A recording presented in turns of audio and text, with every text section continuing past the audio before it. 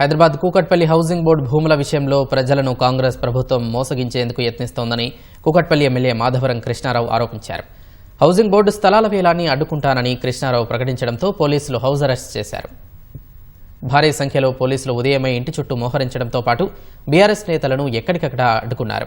Housing board స్థలాలలో 2 ప్లాట్లను 2008లో HMDA రోడ్డుగా నిర్ధారించిందని Madhavaram Krishnarao తెలిపారు. 200 ఫీట్ల రోడ్డును 80 ఫీట్ల రోడ్డుగా చూపుతూ అధికారులు ఆ 2 ఫ్లాట్లను సైతం వేలం వేస్తున్నారని వెల్లడించారు. అవి కొన్నవారు నష్టపోతారని తెలిసినా వేలం వేసేందుకు ప్రయత్నించడం దారుణమని ఆరోపించారు.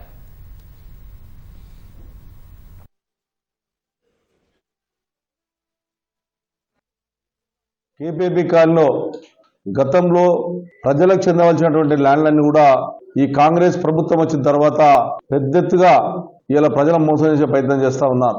ఏదైతే పొగిరెడ్డి శ్రీనివాస్ రెడ్డి హౌసింగ్ బోర్డు మంత్రిగా పనిచేస్తున్నాడో ఆయన మొత్తానికి హైదరాబాద్ నగరం మీద ప్రజల మీద ఎక్కడైతే ల్యాండ్స్ ఉన్నాయో అమ్మి ప్రజలను మోసం చేసే ప్రయత్నం చేస్తా ఉన్నాం మంత్రి అని చెప్పి నేను తెలియజేస్తా ఉన్నాను.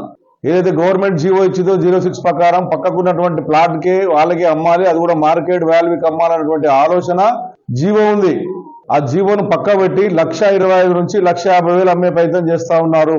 ఇది అన్యాయం అని చెప్పినందుకు ఈ రోజు పోలీసులు 4 గంటల రాత్రి మా ఇంటికి వచ్చి ఇలా ఇంటి చుట్టుముట్టు గేరేసి మా కార్పొరేటర్లు మా కార్యకర్తలను ఎక్కడిదక్కడ నిర్బంధించుతా ఉన్నారు. ఇది ఎంతవరకు కరెక్టో ఒకసారి గవర్నమెంట్ ఆలోచన చేసుకోవాలి.